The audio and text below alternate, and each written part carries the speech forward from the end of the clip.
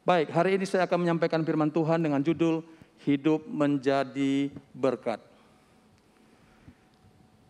Firman Tuhan yang akan kita renungkan diambil dari kitab Yeremia pasal 29 ayat yang ke-7. Yeremia pasal 29 ayat yang ke-7, demikian bunyi firman Tuhan. Usahakanlah kesejahteraan kota kemana kamu aku buang, dan berdoalah untuk kota itu kepada Tuhan, sebab kesejahteraannya adalah kesejahteraanmu. Haleluya. Bapak Ibu Saudara yang dikasihi Tuhan, pandemi hampir 2 tahun, dan puji Tuhan beberapa hari terakhir kita mendapat informasi sudah mulai melandai, bahkan sempat beberapa kota nol ya. Kita bersyukur untuk pertolongan Tuhan. Saudara-saudara, beberapa waktu yang lalu ada mungkin kenalan kita, bahkan juga ada saudara kita yang meninggal. Dan kalau udah kena COVID, itu proses pemakamannya juga sangat singkat. Tidak bisa diberlakukan seperti umumnya.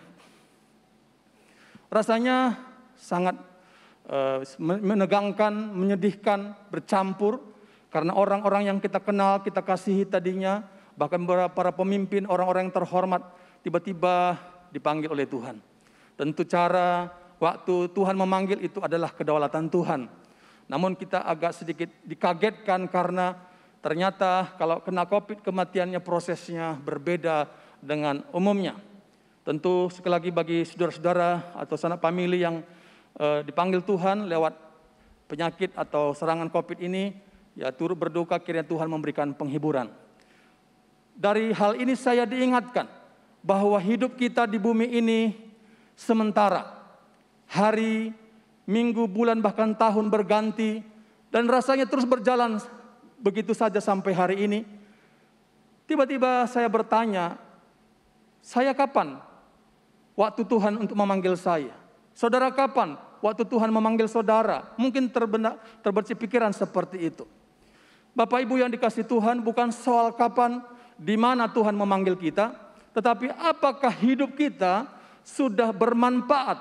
Apakah hidup kita sudah berguna bagi orang di sekitar kita, bagi orang lain? Bapak Ibu yang dikasihi Tuhan, firman Tuhan yang kita renungkan hari ini adalah bagaimana bangsa Israel yang dihukum oleh Tuhan, mereka dibawa ke Babel karena mereka melanggar firman Tuhan, karena mereka menyembah berhala. Bapak Ibu yang dikasihi Tuhan, sebenarnya hamba Tuhan, para nabi sudah diutus terlebih dahulu untuk mengingatkan mereka supaya kembali bertobat. Tetapi sayang mereka tidak kembali kepada Tuhan, tidak bertobat, sehingga Tuhan izinkan bangsa Babel untuk menjajah mereka, memperbudak mereka. Baik nabi, imam, semua rakyat ada di sana, dan Yerusalem dihancurkan. Kita tahu bahwa Yerusalem adalah pusat di mana mereka, kebanggaan mereka. Saudara-saudara, dan pada saat yang sama waktu mereka dijajah, waktu mereka diperbudak di Babel, Tuhan berfirman lewat Yeremia. Dikatakan tadi, usahakanlah kesejahteraan kota kemana aku buang. Bapak Ibu, mungkin sebagian berkata, kami kan terjajah, kami kan budak. Bagaimana kami mungkin berbuat sesuatu bagi bangsa lain, bangsa kafir? Saudara-saudara, Tuhan mau supaya mereka, walaupun bukan bangsa Babel, tetapi mereka harus berbuat sesuatu untuk mereka. Kesejahteraan itu yang dirindukan oleh Tuhan. Apa arti kesejahteraan? Di sana adalah keadaan makmur, sehat, dan damai. Itu dirindukan, itu yang Tuhan mau terjadi di dalam kehidupan bangsa Israel yang ada di Babel. Saudara-saudara, tentu ada banyak peran di sana, baik di pemerintahan, baik rakyat jelata, di mana saja mereka ada, bisa memberikan pengaruh, memberikan nilai, warna kepada sekelilingnya. Sekali lagi Bapak Ibu Saudara, ada 2 hal yang akan kita renungkan pada sore hari ini. Apa yang Tuhan ingin bangsa Israel alami dan lakukan, Itu juga boleh kita alami dan lakukan di dalam kehidupan kita. Haleluya. Yang pertama adalah, next slide.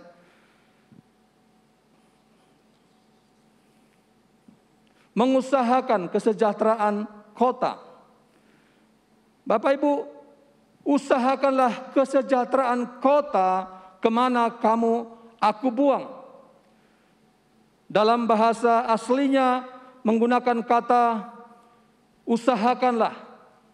Dari kata perintah, imperatif maskulin jamak, dikatakan memerintahkan seseorang untuk melakukan sesuatu. Bapak Ibu, jadi Tuhan minta lewat Nabi Yeremia supaya bangsa Israel mengusahakan kesejahteraan Babel. Sengaja saya ulangi hal ini karena ini adalah merupakan message, pesan yang Tuhan ingin sampaikan kepada bangsa Israel yang terjajah sebagai budak. Ada 1001 alasan bagi bangsa Israel berkata, no, kami kan budak. Kami kan diperhamba, kami bukan orang bebas. Bagaimana kami berbuat sesuatu? Saudara mungkin juga berkata, kan lagi pandemi. Bagaimana kita membuat terobosan? Bagaimana kita bisa membuat sesuatu yang berbeda dari yang biasa? Yang ada aja ditutup, terhambat. Mungkin ada banyak alasan seperti itu. Tapi Allah tidak menghendaki orang Israel pasif. Saudara-saudara, dalam keadaan seperti ini jangan ada yang pasif. Saya sungguh-sungguh terdorong dari awal waktu Bapak Gembala berkata, ini kita memasuki masa yang berbeda. Mari kita bangkit. Mari kita berbuat sesuatu, do something. Saudara-saudara, orang Israel berkata, kami sedang berputus asa. Bagaimana kami mau membela, bagaimana kami mau menolong, merubah situasi Babel? Enggak mungkin. Mungkin di antara mereka meratapi nasib. Kenapa ya kami harus mengalami seperti ini? Kenapa ya ekonomi kami kok enggak pulih-pulih, bahkan tambah parah? Saudara-saudara yang dikasihi oleh Tuhan, Allah kita adalah Allah yang hidup, Allah yang ajaib, Allah yang perkasa. Rancangannya selalu ada rancangan damai. Yang percaya katakan amin. Masa depan yang penuh harapan. Saudara-saudara, Tuhan mau supaya bangsa Israel bekerja keras, berusaha mencari, mengejar kesejahteraan bagi kota Babel, kota tersebut. Tuhan tidak mau kita berdiam diri, berbangku diri, meratapi nasib. Tapi Tuhan mau supaya kita bangkit, bekerja keras, berusaha. Itulah yang dilakukan beberapa hamba Tuhan, anak Tuhan di Babel. Nanti kita akan belajar dari beberapa tokoh. Saya baca satu kisah, ada seorang petani di mana dia punya 2 anak, tapi anaknya agak malas. Papanya berkata kepada 2 putranya, bagaimanapun saya tidak bisa hidup selamanya. Kita punya lahan kebun di mana kita tanami di sini usaha kita. Saudara, anak-anak perhatikan, nanti kalau papa sudah tidak ada, tolong kalian cari di dekat pohon-pohon di sini ada warisan yang saya tanamkan di sana. Ada benda-benda mahal yang bisa engkau dapatkan untuk melanjutkan kehidupanmu. Saudara-saudara, si anak-anak hanya berpikir, ya syukurlah kalau ada. Tidak lama kemudian betul ayahnya meninggal. Begitu selesai dimakamkan, mereka dua-dua langsung berebutan untuk mencangkol, menggemburkan lahan di pohon-pohon tersebut. Sehari, 2 hari, seminggu, sebulan, tidak menemukan barang apapun di bawah tanah. Dan mereka akhirnya kecewa dan kelelahan. Mereka bilang, udah kita nggak ketemu. Harta karun apapun tidak ada di sini. Berjalannya waktu, ternyata karena digemburkan, maka pohon-pohon yang ditanam di situ, anggur dan sebagainya menjadi bagus. Dan mereka bisa jual dan mereka mendapatkan hasil.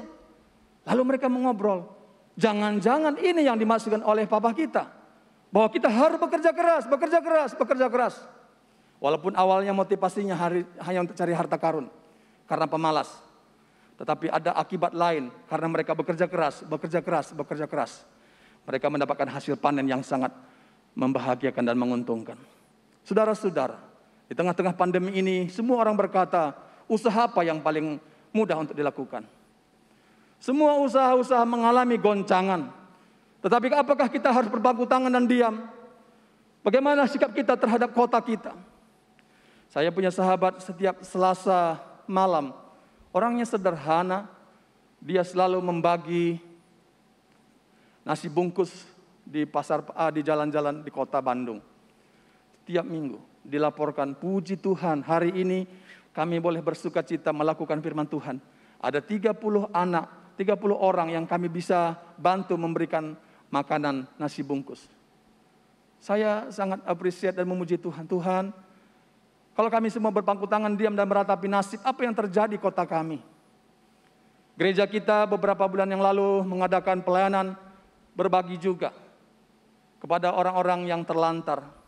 Bahkan orang-orang yang mengalami kesulitan, gereja memberikan pertolongan. Puji Tuhan. Saudara-saudara, kita melakukan sesuatu, jangan berpangku tangan, jangan berdiam diri. Tuhan menegur, Tuhan mengingatkan bangsa Israel supaya melakukan sesuatu. Usahakanlah kesejahteraan kota kemana aku buang. Jadi bukan pada saat kita senang, pada saat nyaman baru kita melakukan sesuatu. Next slide, ada beberapa tokoh yang akan saya singgung. Pertama Daniel, Sadrah, Mesah, dan Abednego. Saudara-saudara, mereka juga adalah budak, orang-orang terjajah. Tetapi mereka tidak berpangku tangan, bahkan mereka memberikan pengaruh kepada orang-orang yang ada di Babel. Daniel pasal 1 ayat 5-6, bagaimana dia ditetapkan mereka menjadi pilihan, dibentuk, dididik oleh raja. Mereka akan membantu kerajaan Babel. Saudara-saudara, sekali lagi, status kita tidak menghalangi kita berbuat sesuatu. Usahakanlah kesejahteraan kotamu. Pak, saya orang yang sederhana. Pak, pendidikan saya rendah. Saudara-saudara, tidak menjadi halangan. Hikmat Tuhan terus akan diberikan kepada mereka yang sungguh-sungguh mau aktif melakukan sesuatu bagi kerajaan Allah. Saudara-saudara, Daniel dan teman-temannya, mereka bukan saja melakukan sesuatu seperti bangsa Babel atau orang-orang Babel, tetapi mereka juga punya nilai-nilai karakter yang baik sekali. Mereka hidup jujur, mereka tekun, saudara-saudara. Mereka tidak melakukan kejahatan, hidup adil, tidak ada sesuatu kelalaian di dalam kehidupan mereka, tidak ada kesalahan padanya. Dan itulah yang membuat excellency, nilai yang lebih dari yang lain, itu yang mereka tampilkan di dalam kehidupan mereka. Saya berdoa supaya kita semua mendapatkan sesuatu pada sore atau malam hari ini. Mungkin ada di antara kita yang pernah ke Israel. Saudara-saudara, di sana hal yang mencolok yang kita bisa belajar adalah Danau Galilea sama Laut Mati. Danau Galilea, saudara-saudara, mengalirkan kembali air yang diterima dari Gunung Hermon, lalu dialirkan kembali ke Sungai Yordan. Danau Galilea terus-menerus menerima aliran-aliran air yang baru dan menyegarkan dan membuat wilayah sekitarnya, saudara-saudara, ada kehidupan. Ikan-ikan, tumbuh-tumbuhan tumbuh dengan subur dan ada kehidupan yang makmur di sana. Danau Galilea menjadi subur dan makmur. Puji Tuhan. Berbeda dengan Laut Mati, hanya menerima air saja yang masuk ke dalamnya, tetapi tidak pernah mengalirkan, tidak pernah membagi kepada yang lain, sehingga timbunan mineral yang kadarnya sangat tinggi, akibatnya tidak ada makhluk satupun yang bisa hidup di sana. Kehidupan kita berkata, mungkin ini lagi pandemi Pak, tidak ada yang bisa dilakukan. Siapa yang bilang? Banyak muncul, saya lihat penerobos-penerobos baru, usahawan-usahawan baru yang awalnya tidak bisa tetapi ditekunin, akhirnya bisa. Saya mendapat kesaksian seorang pengusaha karena usahanya ditutup. Saudara-saudara, tiba-tiba dia ada berpikir, buat makanan sajalah, masak. Semua orang kan bisa masak. Tiba-tiba dipercayakan kepada dia untuk membuat masakan kira-kira beberapa ribu bungkus, saudara-saudara. Dia bilang, wah, nggak nyangka ya, usaha kita tutup semua, tetapi tiba-tiba ada orang order masakan, padahal mereka bukan di bidang situ. Ketika kita berjalan, berusaha, mencari dan melakukan sesuatu, ada saja jalannya Tuhan untuk bisa menolong kehidupan kita. Yang pertama, usahakanlah kesejahteraan kota. Mari kita bangkit dari keadaan kita. Jangan terus merenung, menangisi situasi yang ada. Tetapi mari kita melakukan sesuatu. Apapun yang kita lakukan yang tentu memuliakan Tuhan, akan memberkati hidup kita, memberkati keluarga kita. Bahkan kita berdoa juga memberkati kota dan bangsa kita. Yang kedua, saudara-saudara, yang kedua, berdoa untuk kesejahteraan bangsa kita. Berdoa untuk kesejahteraan kota kita. Indonesia, kesejahteraan kota Bandung adalah kesejahteraan saudara. Kalau kotanya kacau, berdampak dong dengan kehidupan kita. Akan berdampak dengan ekonomi kita, bahkan kehidupan sosial kita. Oleh sebab itu, selain kita usahakan, lakukan sesuatu, yang kedua, kita mulai berdoa. Dan saya mau kasih tahu, pekerjaan berdoa ini bukan sesuatu yang susah. Tidak perlu biaya mahal. Yang penting ada hati, lakukan sesuatu. Saya mau berdoa untuk kota, berdoa untuk bangsa dan negara Indonesia. Berdoa untuk keluarga kita dilindungi Tuhan dari COVID dan macam-macam penyakit. Saya percaya kalau kita lakukan hal itu, kemuliaan Tuhan akan dinyatakan. Berkat Tuhan akan dicurahkan. Saudara mau diberkati Tuhan, amin? Amin Bapak Ibu? Ya, saudara-saudara, lakukan doa. Doa hanya buka hati Tuhan. Kadang-kadang kata-katanya juga nggak begitu jelas, nggak begitu bagus seperti pendoa yang ada di depan. Tapi Tuhan bukan melihat kata-katanya, tapi Tuhan melihat hati yang mau berdoa, hati yang mau berseru bagi kota, hati yang mau membela bangsa dan negara. Tuhan memerintahkan lewat Yeremia supaya bangsa Israel menaikkan doa syafaat untuk kesejahteraan Babel, bukan bangsa mereka. Tetapi itu akan berdampak kepada hidup mereka sendiri. Saudara-saudara, hari-hari ini, kalau dulu kita bisa berdoa secara onsite, ada menara doa atau ruang doa di bawah. Setelah pandemi kita tidak bisa bertemu secara onsite seperti dahulu lagi. Tetapi apakah kita berhenti berdoa bersama-sama secara korporat? Tidak. Tuhan bukakan lewat media sosial, Zoom, Instagram, YouTube dan sebagainya. Bapak Gembala mengadakan misbah keluarga tiap hari, waktu itu tiap sore. Sehingga kita boleh dikuatkan iman kita. Walaupun tidak bisa bertemu seperti ini. Dan juga akhirnya kita berapa kelompok-kelompok doa. Awalnya cuma 2 kali, 3 kali seminggu, siang hari. Jam 12 sampai jam 1. Dengan berjalannya terus pandemi, Tuhan buat terus terobosan. Akhirnya awalnya cuma 7 akun. Paling banyak 9 akun, itu pun sudah kita bangga. Dengan permainan musik, alat musik yang sangat sederhana. Tapi bagi kita doa itu bukan aksesorisnya, tetapi esensinya adalah hati yang berseru. Hati yang mau berdoa, membela saudara-saudara kita. Bapak Ibu yang dikasihi Tuhan, berdoalah untuk kota itu kepada Tuhan, sebab kesejahteraannya adalah kesejahteraan. Kalau engkau ingin mendapatkan damai, sukacita, pertolongan, perlindungan dan berkat dari Tuhan, salah satu adalah pertama, usahakan kesejahteraan kota. Lakukan sesuatu. Yang kedua, berdoa bagi kota, bagi bangsa kita. Bapak Ibu yang dikasihi Tuhan, saya merasakan awal-awal kita melakukan doa secara online, rasanya kok lihat orang itu semua maya gitu ya. Mereka apa yang dirasakan tidak bisa kita lihat secara kasat mata secara jelas. Tapi lumayan bayangan. Kita say hello, sapa apa kabar, puji Tuhan. Mungkin ada di antara jemaat belum tersapa. Kami ingin sampaikan lewat media sosial, kita bisa menyapa saudara dan saudara juga bisa kasih feedback. Apa yang terjadi, kita saling mendoakan. Bapak Gembala membuat banyak sistem pelayanan ya, lewat media sosial, lewat YouTube, Instagram, lewat Zoom. Puji Tuhan, beliau terus ya buat inovatif, membuat terobosan supaya jemaat semua terlayani.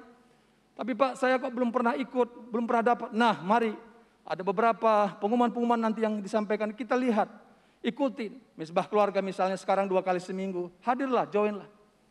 Dan sekali lagi saya sampaikan kepada kita bahwa poin kedua tadi, kita berdoa. Ya, sarana doa yang kita lakukan lewat Zoom, lewat YouTube. Hari Senin, sekarang bukan hanya 2 kali tiap hari siang, tapi tiap hari Senin sampai Sabtu, jam 12 sampai jam 1. Dan juga sudah mulai pagi, jam 5 sampai jam 6 tiap pagi, Senin sampai Jumat, dan Sabtu khusus itu jam 6 sampai jam 7. Tuhan berkati lagi, tambah malam, sekarang hari Senin, Kamis, dan Jumat, jam 7.30 sampai 8.30. Mari kita semua berdoa. Saudara-saudara tidak perlu pergi ke tempat lain, mungkin dari tempat kerja, dari tempat tinggal saudara, tinggal klik, hidupkan, masuk ke Zoom, saudara bisa melihat, saudara bisa say hello, saudara bisa bersama-sama berdoa. Bagi kota, bagi bangsa, bahkan bagi gereja kita. Puji Tuhan, gereja kita diberi Tuhan visi yang besar, akan meluas, akan melebar, baik ke daerah timur maupun daerah selatan. Saudara-saudara, kita membutuhkan dukungan doa dari semua saudara. Oleh sebab itu, saya sampaikan pada sore hari ini, mari kita bersama-sama usahakan kesejahteraan kota dan bangsa kita. Melalui apa? Lakukan sesuatu. Dan yang kedua, melalui doa yang kita lakukan. Jadi sekali lagi saudara-saudara, kalau kota kita menjadi baik, tertib, semua aman, maka itu juga akan berdampak kepada kita semua. Bayangkan apa yang terjadi kalau kota itu rusuh, ribut, tidak ada otoritas yang mengatur dan sebagainya, kacau balau, dan itu juga berdampak kepada ekonomi, kepada sosial kita dan kehidupan keluarga kita. Saya ingin kita boleh sedikit melihat video bahwa menara doa yang kita lakukan yang sudah jalan sampai sekarang ini. Silakan bisa diputar.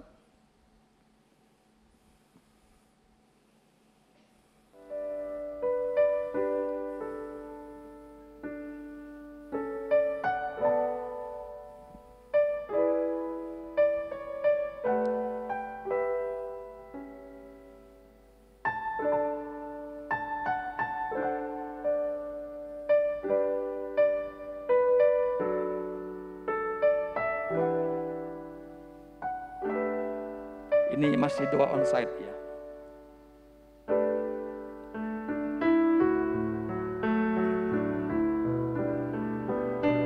Ini jadwal kita, saudara bisa ikutin.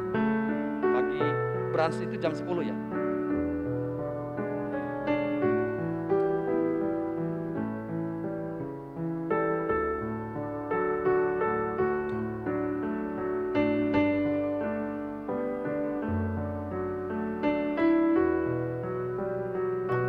Join menara doa. Join menara doa. Terima kasih Pak Yusuf. Terima kasih.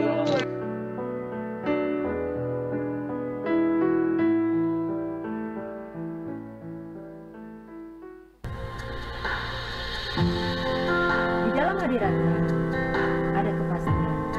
Di dalam hadiratnya ada kemenangan. Dan di dalam hadiratnya ada pengharapan yang luar biasa. Untuk itu, saya mengajak Bapak Ibu Saudara menghadiri setiap menara doa yang ada di menara doa 1200. Mari kita akan bangun roh kita bersama dengan Tuhan.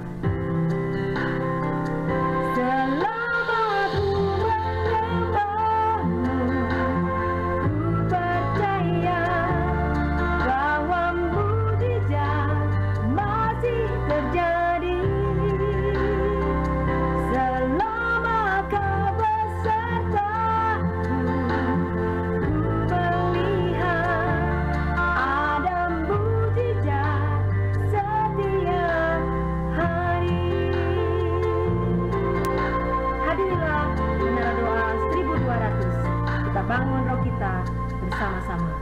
Tuhan Yesus memberkati. Mari bangun hubungan pribadi kita dengan Tuhan lebih lagi. Bersama dengan Menara Doa 1200.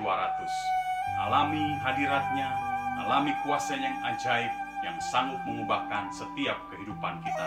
Tuhan Yesus memberkati. Amin.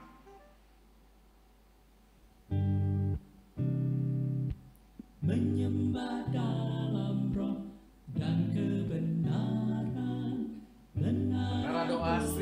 1200. Kita berdoa untuk bangsa. Menara Doa 1200. Ini para Kita PIC berdoa Menara Doa untuk yang negara. sedang menyampaikan pesan. Menara Doa 1200, kita berdoa untuk pertumbuhan iman jemaat. Menara Doa 1200, kita berdoa untuk semua pribadi. Menara Doa 1200, kita berdoa untuk kesembuhan. Menara Doa 1200, kita berdoa untuk kebangunan rohani. Menara Doa 1200 menjadi berkat. Menara Doa 1200, maju. Menara Doa 1200 semangat. Menara Doa 1200, mujizat Tuhan pasti terjadi. Mari dukung Menara Doa 1200. Yes. Mari menjadi prajurit doa di Menara Doa 1200. Mari bergabung di Menara Doa 1200. Terobosan terjadi di Menara Doa 1200. Yes. Tuhan memberkati Menara Doa 1200. Menara Doa 1200 GBI Battle Bandung. 1000 pendoa, 200 fasilitator. Ini bukan menjadi beban satu atau dua orang. Biarlah ini menjadi beban kita semua, jemaat GBI Battle Bandung. Mari Bapak Ibu, siapkan hati kita. Kita masuk ke hadirat Tuhan. Kita bersekutu di dalam doa melalui Menara Doa 1200. Tuhan Yesus memberkati. Amin, haleluya. Terima kasih multimedia sudah membantu. Ini jadwal saudara, tadi yang terakhir jadwalnya ada pagi jam 5 sampai jam 6, jam 10 sampai jam 11, lalu jam 12 sampai jam 1, dan malam jam 7.30 sampai dengan 8.30. Terima kasih. Boleh tahu Bapak Ibu Saudara yang sudah pernah join, boleh lambaikan tangan yang sudah? Yang sudah aja, yang sudah. Oh, masih banyak belum? Oh, ada 1, 2 ya. Baik, terima kasih. Juga hari Sabtu kita jam 6 sampai jam 7 lewat YouTube dan juga Zoom Sinode ya. Nanti kita bagikan. Jadi saudara-saudara semua para leaders, pendiri wilayah, gembala wilayah, kami undang semua mari bergabung. Karena ini lahan tempat di mana kita bersama-sama berdoa untuk kota, untuk bangsa. Ya, saya diingatkan kisah Yusuf. Saya akhiri di sini. Dia sebagai narapidana di penjara. Mungkin dia berkata begini, mestinya. Katanya dapat visi, saya akan menjadi pemimpin besar. Tapi malah saya dijebloskan di penjara. Hidup saya paling malang. Putus asa, mungkin bunuh diri begitu ya. Tetapi tidak. Walaupun dia sebagai narapidana, walaupun dia ada dalam penjara, terkurung, bukan hanya fisik terkurung, bisa hatinya juga bisa terkurung. Tetapi karena dia memiliki Tuhan, dia tetap punya pengharapan. Jadi dia yang mengusahakan kesejahteraan tempat itu. Dia dipercaya untuk memanage, mengatur semua di situ. Dia berbuat sesuatu. Bapak Ibu Saudara, dimanapun saudara bekerja, dimanapun saudara tempatkan, rasanya banyak halangan-halangan, banyak batasan-batasan. Mari kita datang kepada Tuhan lewat doa, dan saya percaya akan diberikan Tuhan hikmat akal budi. Apa yang akan kita lakukan? Saudara akan bersaksi, wah puji Tuhan, ada breakthrough, ada terobosan di dalam usaha, ada terobosan dalam pekerjaan saya, bahkan ada terobosan di dalam keluarga saya. Doa saya, biar kita boleh menangkap hari ini bukan sekedar sebuah khotbah, tetapi boleh kita lakukan di dalam kehidupan kita. Tuhan Yesus memberkati. Amin.